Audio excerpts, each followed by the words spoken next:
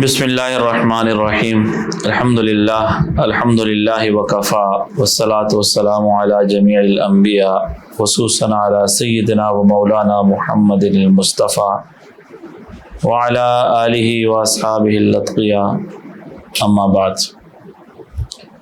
عن عبداللہ بن مسعود رضی اللہ عنہ قال قال رسول اللہ صلی اللہ علیہ وسلم انی لأعرف آخر اہل النار خروجا رجل يخرج منها زحفا فيقال له انطلق فادخل الجنة قال فيذهب ليدخل الجنة فيجد الناس قد أخذوا المنازل فيرجع فيقول يا رب قد أخذ الناس المنازل فيقال له أتذكر الزمان الذي كنت فيه فيقول نعم فيقال تمنى قال فيتمنى فيقال له فإن لك الذي تمنيت وعشرة أضعاف في الدنيا قال فيقول أتسخر بي وأنت الملك قال فلقد رأيت رسول الله صلى الله عليه وسلم ضحك حتى بدت نواجزه.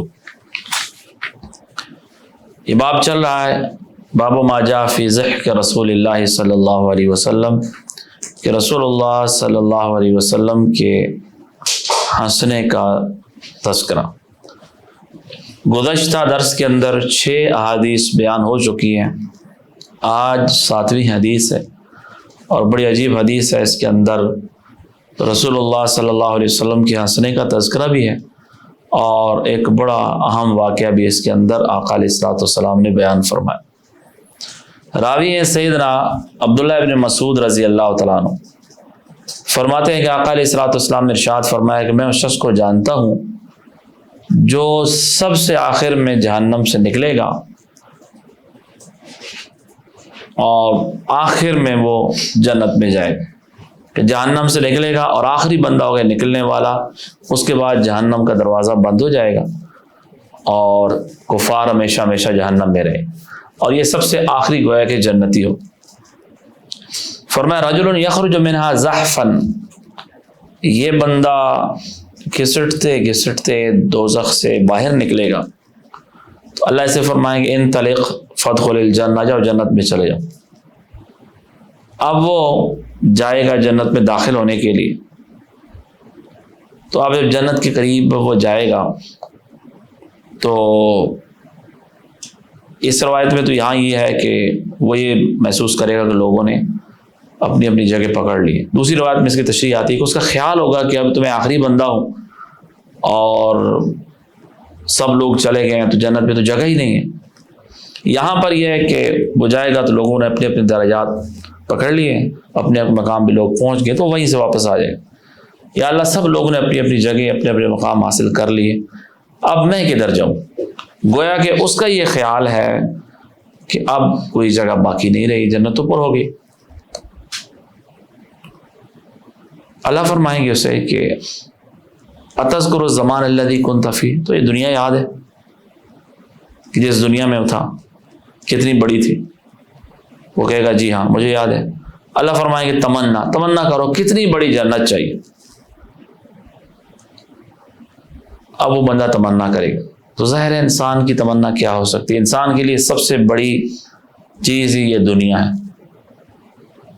تو وہ کتنی بھی تمنا کرے گا اپنی سمجھ کے مطابق. اللہ فرمائے کہ فَإِنَّ لَكَ الَّذِي تَمَنَّيْتَ، تو نے جتنی تمنا کی ہے وہ سب کچھ بھی تجھے ملا. وَعَشْرَةَ أَضْعَافِ الدُّنْيَا، اور دنیا سے 10 گنا بڑی جنت تیری.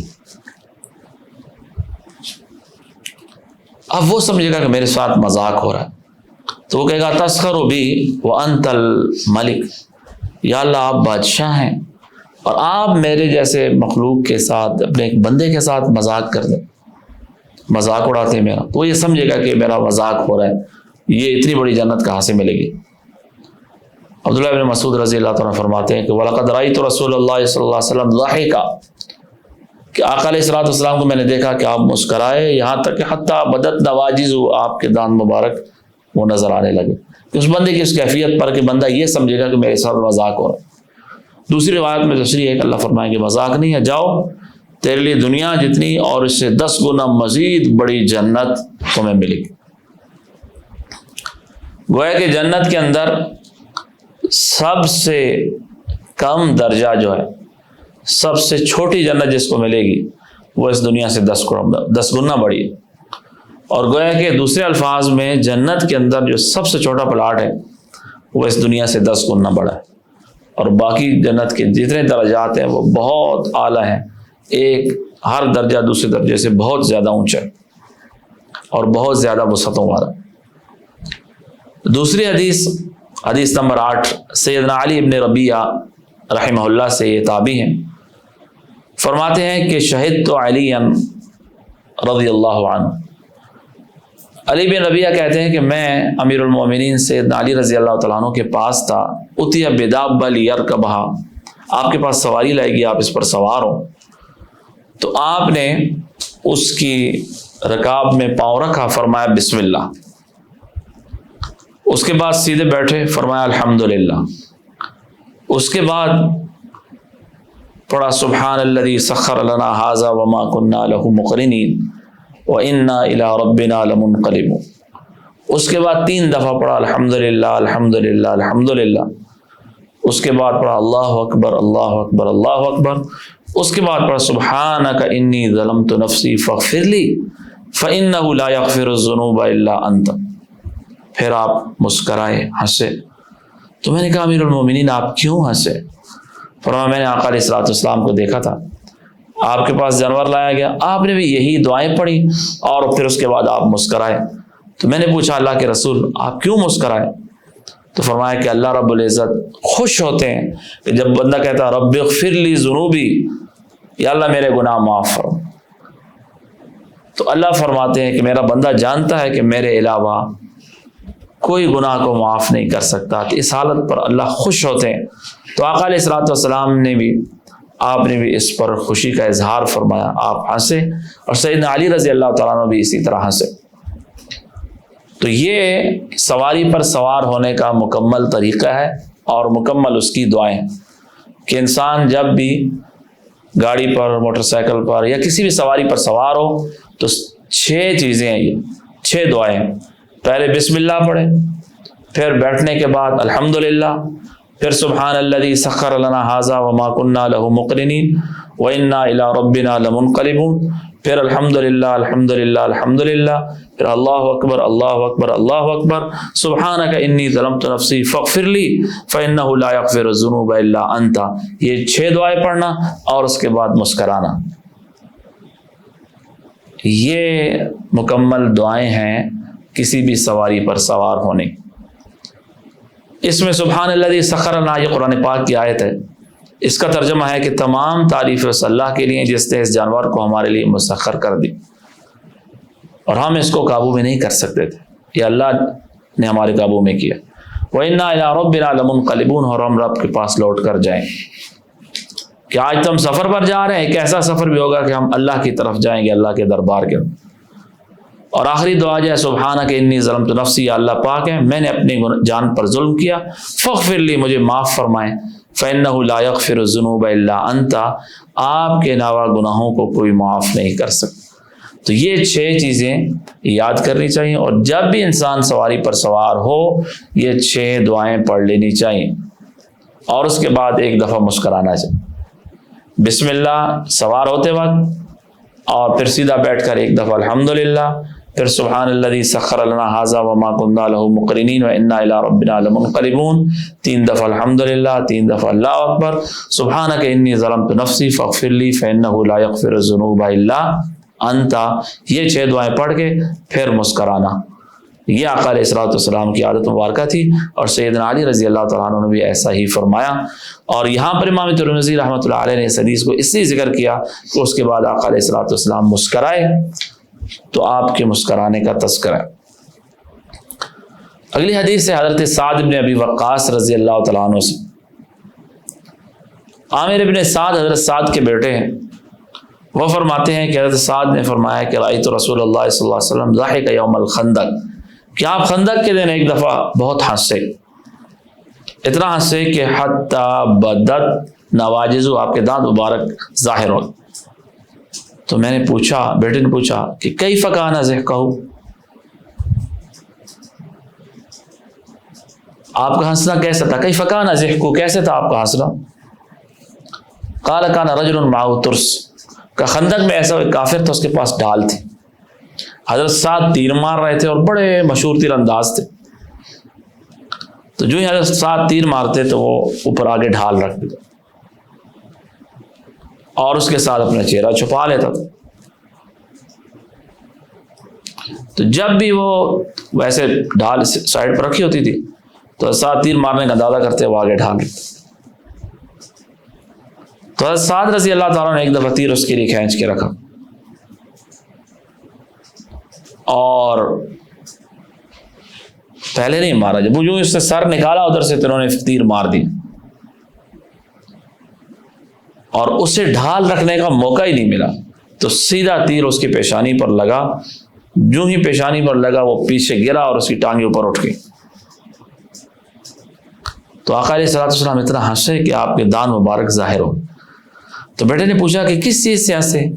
کہا من فعلی بالرجل، جو انہوں نے آدمی کے ساتھ کیا تھا، ان کے اس ہوشیاری پر اور اس کی سمجھداری پر ہنسے کہ کس طرح وہ بندہ اپنے آپ کو بچاؤ کر رہا تھا اور انہوں نے ایسا تیر مارا کہ اس کو ڈھال رکھنے کا موقع ہی نہیں ملا اور پیچھے گرا. تو ان کی اس سمجھداری پر آپ بہت ہنسے کہ کیسے زبردست انداز سے انہوں نے تیر چلایا. اسی کے ساتھ دوسرا باب ہے باب ما جاء فی صحت مزاح رسول اللہ صلی اللہ علیہ وسلم، فی صفت مزاح رسول اللہ صلی اللہ علیہ وسلم، آقا علیہ الصلوۃ والسلام کا مذاق کرنا، ہنسی مزاح، آپ کے دل لگی کرنا.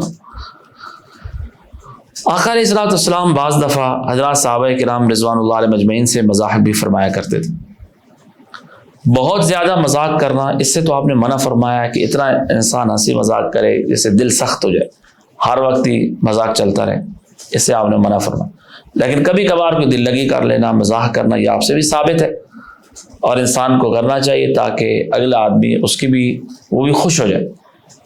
اور آقا علیہ الصلوۃ والسلام کو چونکہ اللہ رب العزت نے بہت زیادہ رعب عطا فرمایا تھا، تو اگر آپ یہ مزاح نہ فرماتے تو شاید صحابہ کرام آپ سے کوئی بات بھی نہ فرما سکتے اس رعب کی وجہ سے. تو اس لیے آقا علیہ الصلوۃ والسلام مزاح فرماتے تھے حضرات صحابہ کرام سے. یہاں امام ترمذی رحمہ اللہ نے کچھ احادیث ذکر کی ہیں جن کے اندر آقا علیہ الصلوۃ والسلام کے مزاح کا تذکرہ. پہلی حدیث ہے سیدنا انس بن مالک سے رضی اللہ عنہ کہ ان نبی صلی اللہ علیہ وسلم قال له یا ذا الاذنین، آقا علیہ الصلوۃ والسلام نے انس بن مالک رضی اللہ تعالیٰ عنہ کو بطور مذاق کے ارشاد فرمایا یا ذا الاذنین، اے دو کانوں والے. تو مطلب کیا تھا کہ دو کانوں والا تو ہر شخص ہوتا ہے، تو دو کانوں والا بطور مذاق کے آپ نے ان کو ارشاد فرمایا، یعنی یمازحو، آپ مذاق فرما رہے تھے. تو آپ مذاق میں بھی جھوٹ کبھی بھی آپ نے نہیں بولا، ہمیشہ سچی بات ہوتی ہے مذاق.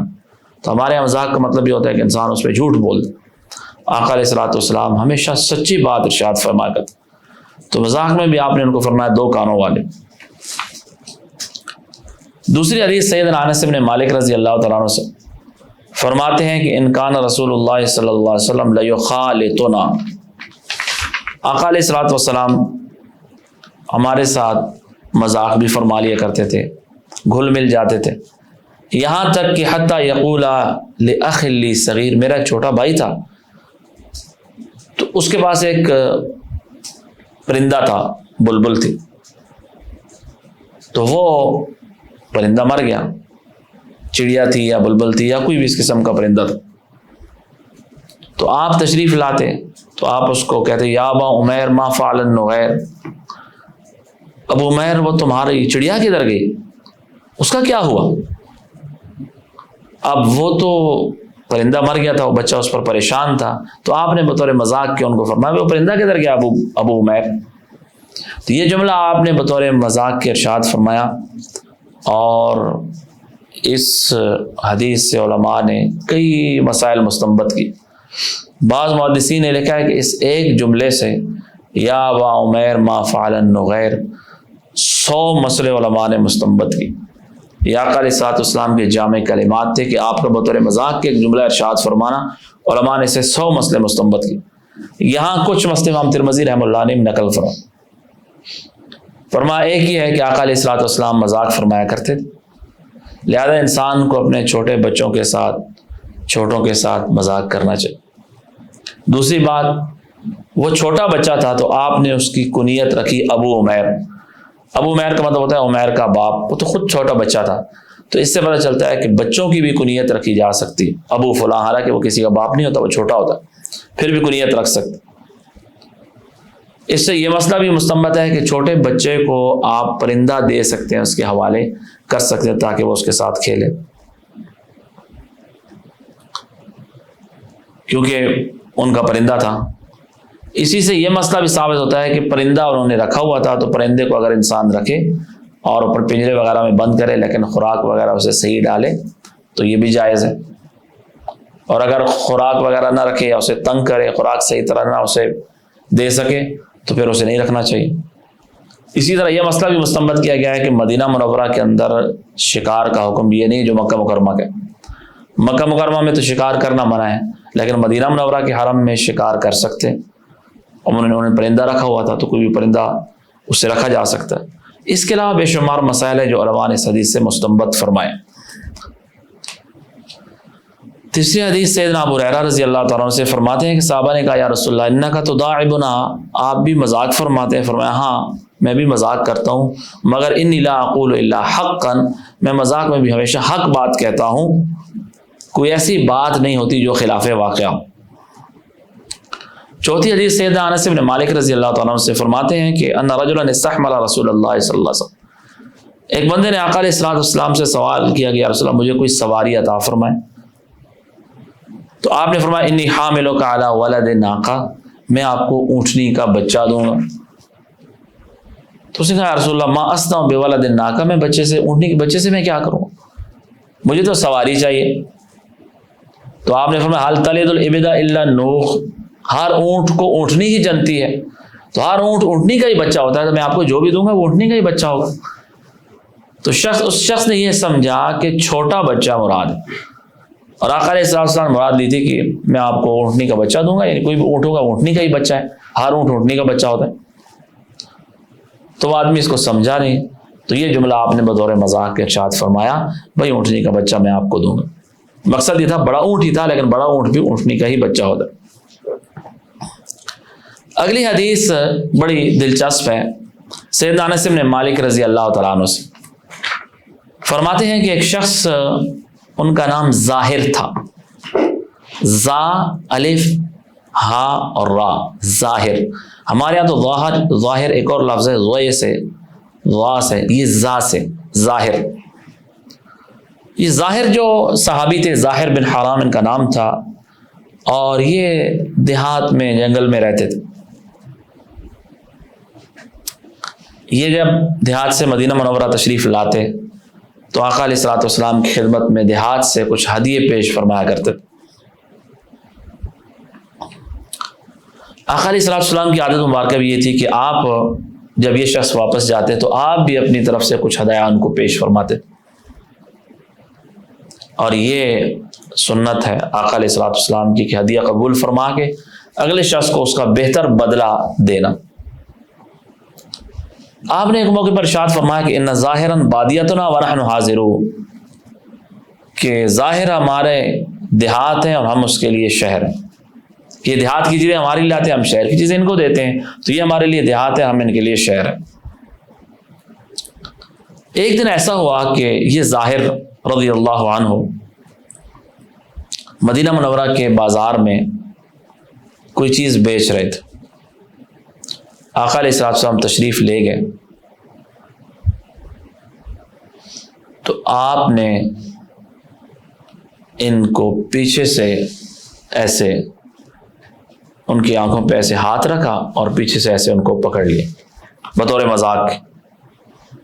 جیسے انسان کوئی بھی آگے ہو، پیچھے سے اس کے کوئی بندہ آ کے ایسے کر لے اور اس کی آنکھوں پر ایسے ہاتھ رکھ لے. تو آپ نے پیچھے سے ان کو ایسے پکڑ لیا تو وہ پیچھے نہیں دیکھ سکتے تھے. اس نے کہا من ہاذا، کون ہے، ارسل لی، مجھے چھوڑ دو. تو یہ ان کا رنگ تھوڑا سا سانولا تھا، گندمی رنگ تھا. تو انہوں نے تھوڑا سا دیکھا پیچھے ایسے مڑ کے، تو پہچان گئے کہ آقا علیہ الصلوۃ والسلام. فجعل لا يألو ملصق ظهره بصدر النبي صلی اللہ علیہ وسلم، جو انہوں نے دیکھا کہ آقا علیہ الصلوۃ والسلام ہے تو انہوں نے اپنا پشت کو، پیٹھ کو آقا علیہ الصلوۃ والسلام کے سینہ مبارک کے ساتھ لگا لیا کہ آپ پہچان گئے کہ آقا علیہ الصلوۃ والسلام ہے. تو آپ نے بطور مذاق کے ارشاد فرمایا من یشتری ھذا العبد، بس غلام کو کون خریدے گا؟